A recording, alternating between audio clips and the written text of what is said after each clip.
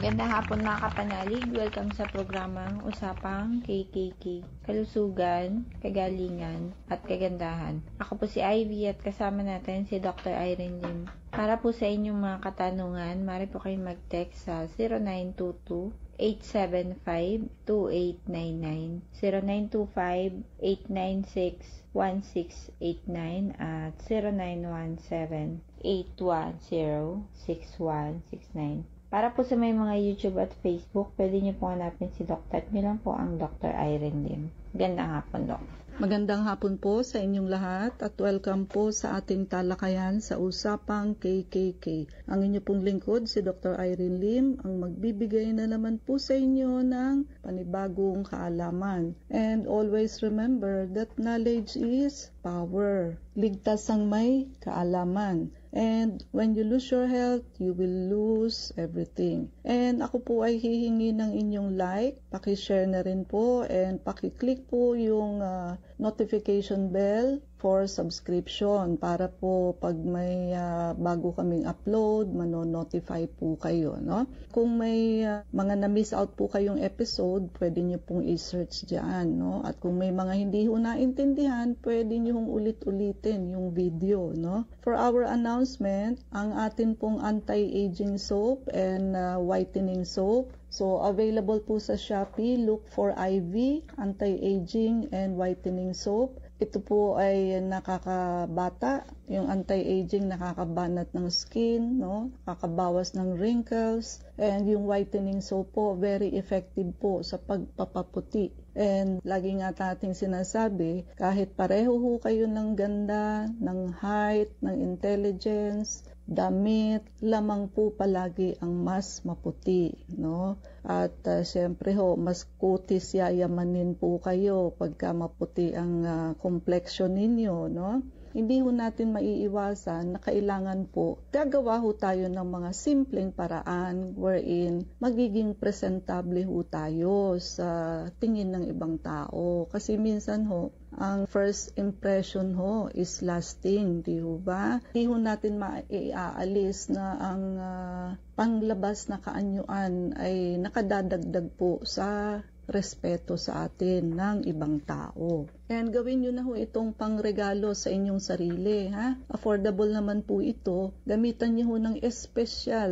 na sabon ang inyong kutis. Huwag hong gamitan ng mga harsh bactericidal soap po. At yung iba hong whitening soap and nakaka-dry ng skin and kailangan mo pang stay ng matagal para mo lamang makita ang whitening effect. Ito po hindi. No? Pero lalo na po kung i-stay ninyo sa inyong balat, mas lalo na hong magiging maganda yung whitening effect, no? And for our announcement, good news po, may mga nagte-text pa rin ho at nagko-call, nakikiusap due to long holiday daw po. Ha? So, holiday po ang Tuesday and Wednesday. So, may mga iba hong gagamitin ito sa pagpapacheck up habang wala silang pasok. So, pagbibigay po sa inyo, so in-extend po namin uli ang free check-up. 1 week po uli hanggang April 14 sa Sunday po, no? Free ho ang check-up, free urine and sugar testing, free colon cleansing for your referral, and also, yung high-dose vitamin C po, extended po. Pwede na ho kayong mag-prepaid para ho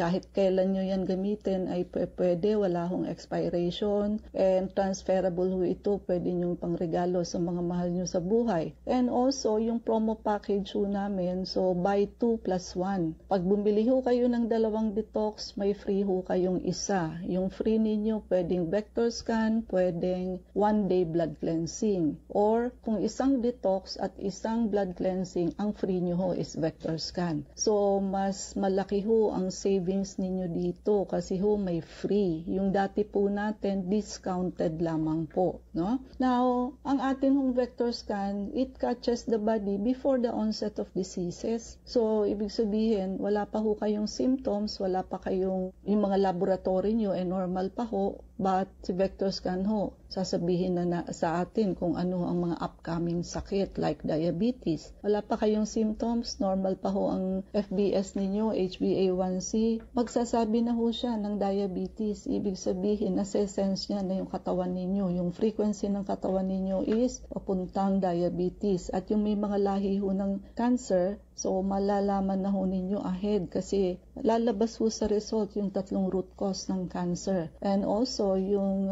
mga barado ho ang circulation and also yung mga high risk for stroke and heart attack, yung may mga family history ho ng high blood, no? Makikita na ho natin ahead kung barado ho ang inyong circulation. So may time pa ho kayo para i-address. May protocol ho tayo para sa cancer and also para sa mga barado ang circulation. No? And also yung may mga gallstone and kidney stone na makikita sa vector scan, may protocol din po tayo for gallstone and kidney stone. No need for operation. And yung ating detox and blood cleansing, gawin nyo ho yung parang change oil ho sa sarili ninyo. Di ho ba ang sasakyan, every 3 months, chine-change oil ho para hindi kumatok ang makina. Ganon din po ang ating katawan. Ang detox po, lilinisin po yung ating basic organ, which is the colon, liver, gallbladder, kidney, it removes parasites and also heavy metals. So, halos lahat ho kasi ng sakit tulad ng high blood, diabetes, high cholesterol, high triglyceride, high uric acid, lahat po yan, pati ho cancer. Ang root cause ho is what? Fatty liver and congested gallstone. So, ang fatty liver ho, hindi lang nakikita sa ultrasound what is inside the liver. Ang nakikita lang ho sa ultrasound is a whitish thing wherein pag nakita nila yan, babasahin nila as fatty liver, no? But hindi lamang ho fats ang nasa fatty liver. Punong-puno na ho yan ng intrahepatic stones. Puno ho yan ng bato. And pagka ho punong-puno na yan, malalaglag na ho yung stones sa gallbladder. So it is the same stone from the liver which we call intrahepatic stones pag nasa liver pa, and mababago ho ang tawag pag nasa abdo na, gallstone or gallbladder stone. But it is the same stone, nalalaglag lang ho sa abdo galing sa atay. Kaya ho hindi nare-reverse ang fatty liver kung bibigyan lamang ho ng supplement. Ang kailangan ho, detoxification and cleansing, which is yan ho ang commonly hindi ginagawa. And that is the reason why it is the missing link.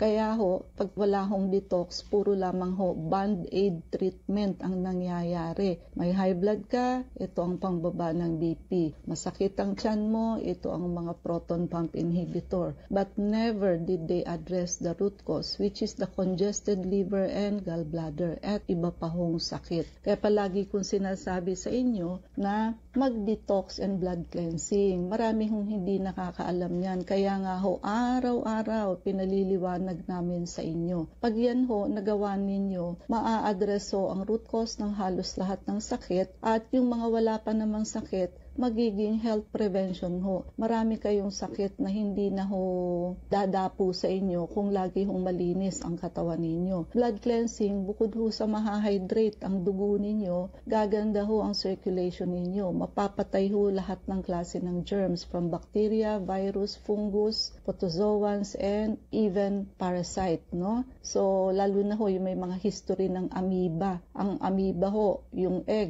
hindi ho lahat napapatay at later on ho, pag dormant lang ho yan, pag nag-recur ho yan, no? So, liver abscess po ang mangyayari dyan, no? Which is also medical or surgical emergency. Yun po, no? And yung atin pong high-dose vitamin C, may antimicrobial effect and anti-cancer effect, meaning nakapapatay ho ng lahat ng mikrobyo, hindi lamang ho bacteria, so pati ho virus, fungus, protozoans like amoeba, and parasites. Anti-cancer effect, so meron ho siyang binablast niya ho yung cancer cell by absorbing the high-dose vitamin C na in-infuse natin sa pasyente. And of course, because it is high dose, so lalaki ho siya ng lalaki hanggang sa mag-blast ho or pumutok siya. But that is microscopically speaking, no? And yung mga nagkikimo and radiation, pwede kayo mag-high-dose vitamin C para ho ma-alleviate yung symptoms na nalalagas ang buhok, paghihina at pagsusuka, no? At kung hindi pa naman ho kayo nakakapag-chemo and radiation, you better think twice, thrice. Why don't you try high-dose vitamin C first? And may iba pa ho kaming protocol para sa cancer, para ho walang side effect. And pati ho root cause natatanggal, no? Kasi ho, kahit kayo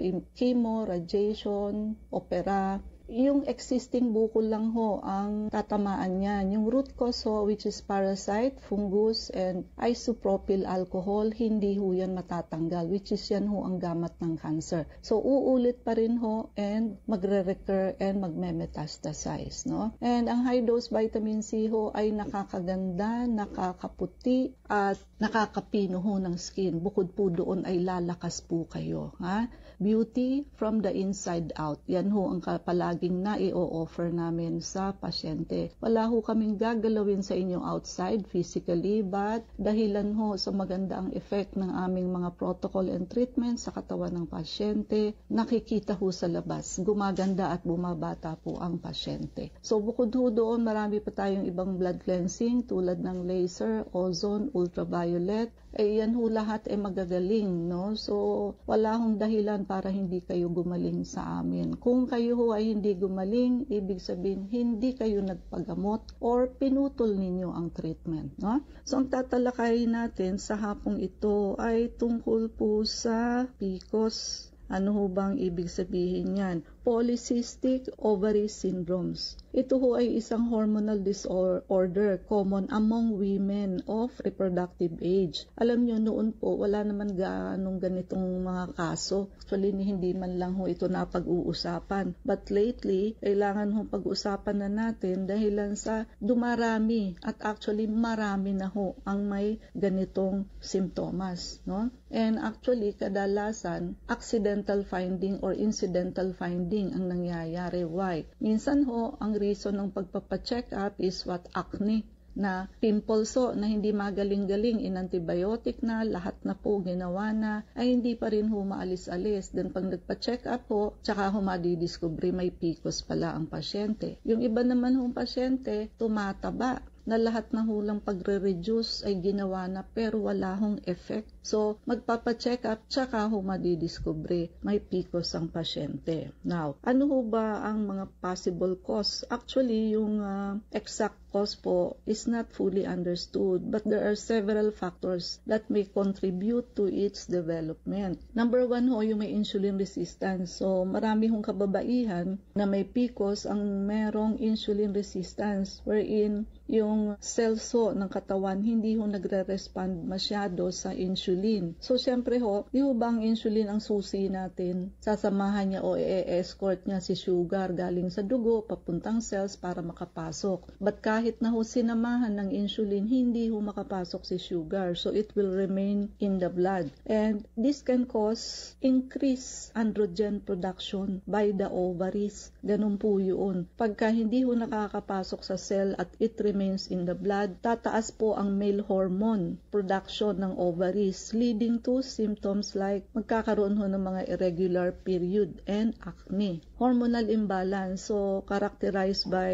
imbalance sa sex hormones. Yun nga ho, mas marami ang androgen, such as testosterone. Makakadisrupt ho ito ng normal function ng ovaries, leading to symptoms like irregular periods and difficulty with ovulation. And sa genetics, meron din hong genetic components sa PCOS. It often runs in families, so lahi-lahi din po, no? And inflammation, yung may mga chronic low-grade inflammation, may play a role in PCOS PCOS, contributing to insulin resistance and hormonal imbalance. Lifestyle ho ng tao, of course, pag overweight ho or obese, it can worsen insulin resistance and hormonal imbalance. Ayan, making symptoms of PCOS more severe. Although pwede rin hong magkaroon ng PCOS ang babaeng may normal weight. Yung environmental factors, ayan, so exposure to certain environmental toxin which increases the risk of developing PCOS. So, yung pagmataba ho kayo, may mga inflammation ho kayo, may pamilya ho kayong may PCOS, may hormonal imbalance and insulin resistance. So, contributory factor ho yan para sa PCOS. And also, iba pa hong risk factor, yung may mga sedentary lifestyle, yung mga wala hong physical activity. Fewer than 9 periods a year. So, ganun lang po sa isang taon ang period ng may PCOS. And excess hair growth, we call it hirsutism. Ayan ho, excessive hair growth sa mukha, sa chest, sa back, or buttocks, no? So, ayan ho, parang lalaki. Kasi ho, elevated ang level ng androgen or testosterone. Acne, no, yun nga ho, tinatagyawat sa jawline, sa chin, and lower cheeks na hindi humagamot-gamot kahit anong gamot na ginamit. Siyempre ho, may multiple cysts sa ovaries. And ito hong cyst na to ay merong small fluid-filled sacs. At para ho masabing meron kang polycystic ovary, kailangan ho 3 or more ang cyst mo each ovary. Kung isa lang ho, dalawa lang, hindi nyo pa ho matatawag yan na polycystic ovary. And weight gain at difficulty losing weight. Kahit na ho anong gawin, hindi ho pumayat-payat, no? Nagbawas na ng pagkain, nag-exercise na, and also thinning hair or hair loss. Yung mga nagfo-falling hair, tsaka numinipis ho ang buhok. So, skin darkening. Ayan ho, magkakaroon ng mga dark patches ng skin. Kasi nga ho, mataas ang level ng androgen na, syempre ho, testosterone. Mas hindi ho pino ang skin pagka mataas ho ang male hormone. At infertility, difficulty getting pregnant. So, mahirap hong magbuntis due to irregular ho kasi ang ovulation. Mood changes. So, may mga mood swing ho yan. Depression or anxiety. Sleeping problems, lalo na pag overweight or obese, and headache. Some women with PCOS, ayan, may experience headache, particularly migraine. So, ang migraine ho, yung throbbing, pulsating, one-sided headache. Ang magic po dyan, kape and pain reliever. Effective po yan, sundin nyo yan, but of course not with an empty stomach. So, prevention, of course, you need to maintain a healthy weight, kailangan ng healthy diet, kailangan ng regular exercise, avoid smoking, and excessive alcohol consumption. Kailangan nyo ang regular health check-up, stress management, at kailangan ho ang birth control pills, kung alam nyo na hong meron. Nakaka-regulate ho kasi ng menstrual cycle at nakaka-reduce ng symptoms tulad ng acne and excess hair growth. But kailangan ho, syempre, doktor pa rin ang dapat na magreseta niyan sa inyo. No? For treatment, halos ganun din po. Yung iba, instead of birth control pills to regulate menstruation, ginagamitan ho ng anti-androgen medication like spironolactone. Nakaka-reduce ho ng symptoms like hirsutism, yung excessive hair growth. Ginagamitan din ho ng metformin, commonly used to improve the insulin sensitivity at nakaka-regulate ng menstrual cycle in women. Clomiphene citrate. Itong medication nito may be prescribed to induce ovulation in women who are trying to conceive. Kasi nga ho, di ba, irregular ang menstruation. Kaya lang, tendency ho, minsan, ang nabubuo, kambal or triplets pagka naka-clomiphene. Fertility treatment such as IVF, ovarian stimulation, yun na ho yung clomiphene. And pwede rin ho yung mga omega-3 fatty acid, vitamin D. Yan ho, mga beneficial ho yan for some individuals with PCOS. But, syempre ho, kailangan pa rin ho ng advice ng doktor, no? And sleep hygiene, kailangan ho ang adequate sleep kasi ho, affected ang hormonal balance sa pag hindi ho maganda ang tulog. But of course, for long-term management, kailangan pa rin ho talaga ang regular follow-up appointments sa doktor. Kasi ho, imo-monitor kasi yung mga symptoms para ma-assess ho yung efficacy ng treatment. And minsan ho, may mga kasong ina-undergo ng psychotherapy kasi ho, yung iba minsan kasama rin ho yung depression, anxiety, and body image issues. Siyempre ho, may mga kasong nadidepress and nagiging anxious ang pasyente kasi siyempre ho, kung marami kang acne, ano na itsura mo nun? Tapos mataba ka pa. Tapos may mga maiitim ka sa singit, no? Tapos maraming hairy ka, babae ka, no? So, yung mga ganun ho ba, wherein, syempre ho, nadadown yung self-esteem ng individual, no? And, babalik pa rin ho tayo sa basic. So, if you are always doing detoxification and blood cleansing program, malayong-malayo ho kayong magkaroon nito because yan ho ang basic na ginagawa sa katawan. Pagka ho laging malinis ang inyong colon, liver, gallbladder, kidney, natatanggal ho ang parasites and also chemicals sa katawan. So, magno-normalize ho ang function ng katawan. Nagkakaroon ho ng malfunction yan kapag ho marumi, maraming toxin, germs, and chemicals ang ating katawan. No? So, kaya nga sabi ko sa inyo, marami hong mape-prevent na sakit ang detox and blood cleansing. No? So, gawin hong habit ang ideally every 3 months detox and blood cleansing plus vector scan twice a year. No? So, Ivy? Para po dun sa mga nais magtanong, mag-text po kayo sa 0922-875-2899. Muli sa usapang KKK. Ako si Ivy at kasama pa rin natin si Dr. Irene Lim. Doc, tanong ni 6413. Good evening, Doc. Pwede po ba magtanong kung ano po ang inumin gamot para sa almoranas? Okay, so pwede ho kayong mag-take ng Josmin, Hesperidine, or we call it Daflon. No? Kung 500 milligrams po ang gagamitin ninyo, you may take it twice a day. Meron hong 1,000, Daflon 1,000, so once a day. Depende ho kasi sa severity ng hemorrhoids ninyo or almoranas, kung dumudugo na o may severe pain o hindi. No? So, depende ho. So, maximum dose po is 2 times a day. For how long? Depende ho. Pwedeng 1 week, 2 weeks, 1 month, depende ho sa severity, no? But mas maganda ho kung pumunta kayo sa amin kasi ho may protocol po tayo dyan. And yung laser po, yung red light ng laser, magaling ho yan. Napapaimpis po niyan.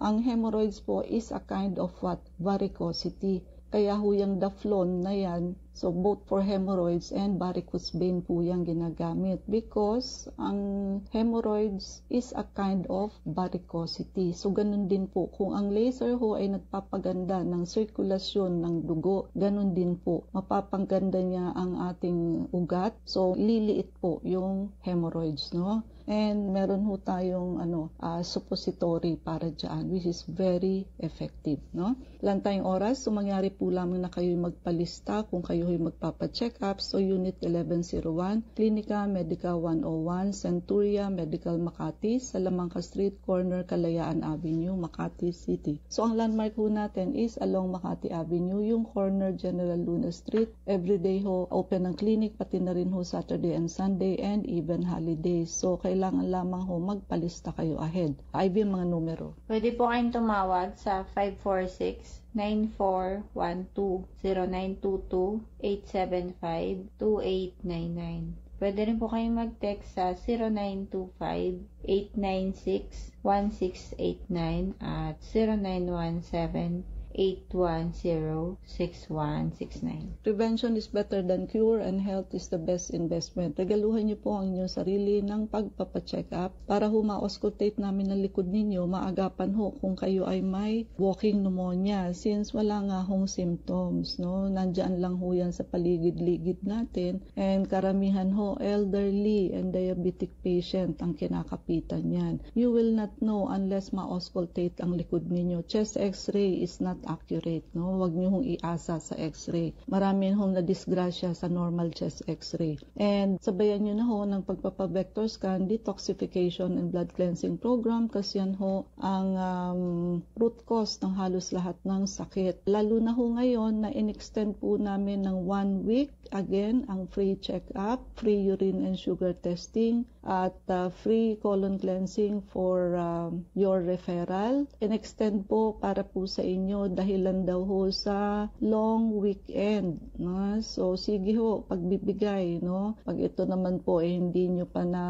take advantage, nasa inyo na ho talaga ang pagkukulang. Lahat po ng pagbibigay ay ibinibigay namin sa inyo para lamang ho kayo maka-avail ng ating free check-up. So wala pong bayad ang check-up, magpalista na po kayo, 1 week extension na lamang po ito, and limited lang po kasi ang slot na naibibigay namin sa isang araw. Tapos so 1 week lang ito. So try to maximize, no? Makipag-unahan na ho kayo. And yung atin hong anti-aging soap and whitening soap also, habang ho may stock pa tayo, ha? At parami ho ng parami ang gumagamit. Sa simula ho, isang tao lang sa isang family. Later on ho, ang order 4, 6, no? Kaya ho, malakas ho yung demand, no? Ibig sabihin ho, pagka ganun ang response ng tao is meaning effective po, no? And yung atin pong promo package, so you buy 2, free na ho ang pangatlo. So buy 2 detox, free 1 day cleansing or vector scan, or buy 1 detox,